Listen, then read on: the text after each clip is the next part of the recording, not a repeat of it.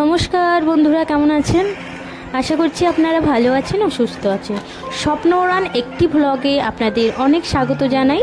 তো আজকের বারটি হলো রবিবার, সকাল 9:30 মতো বাজছে প্রায়। তো চলো ফ্রেশ টেস্ট হয়ে চলে এসেছি রান্নাঘরে। কি রান্না হবে আর কিসের জন্য এত রান্নাবান্না আয়োজন করেছি চলুন দেখতে থাকো। আশা করছি আপনাদের ভালো লাগবে।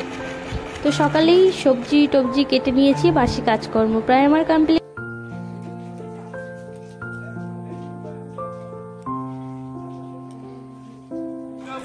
আজকে ছিল হলো কাকা শ্বশুরের জন্মদিন, তো ওই জন্য একটু পায়েস আর রান্নাবান্না করে দেব। তো পিসিমণিরাও এসছেন, এখানে পিসিমণিরা করছেন হলো পায়েস। তো পিসিমণি স্নান করে এসে ফ্রেশ হয়ে পায়েস রান্নাটা বসিয়ে দিয়েছে। আর এদিকে আরেক পিসিমণি করছেন হলো আলু ভাজা। সকালে মুড়ি খাবার জন্য আলু ভাজা হয়েছে। আর এখানে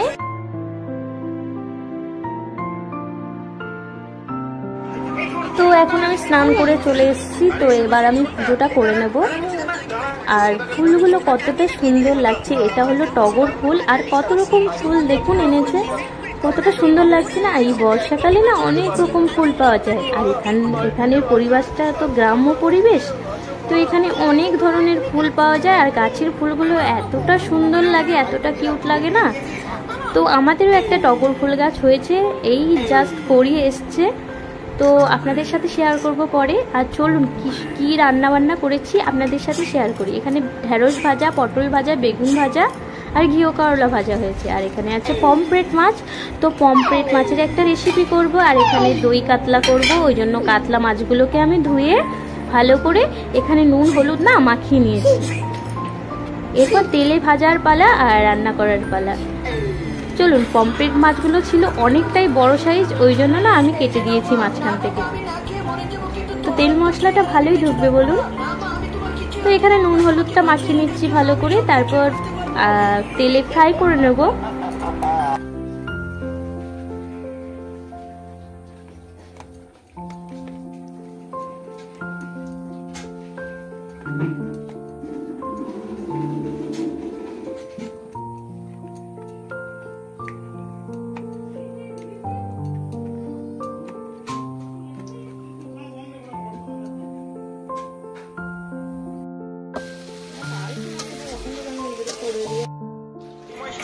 তো দই কাতলার জন্য আমি এখানে টক দইটাকে একটু ফেটিয়ে নিয়েছি।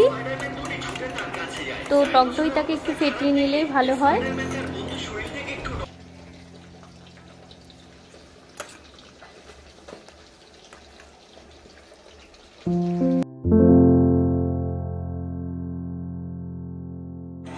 তো এদিকে মাছগুলো প্রায় আমার ভাজা হয়েই গেছে।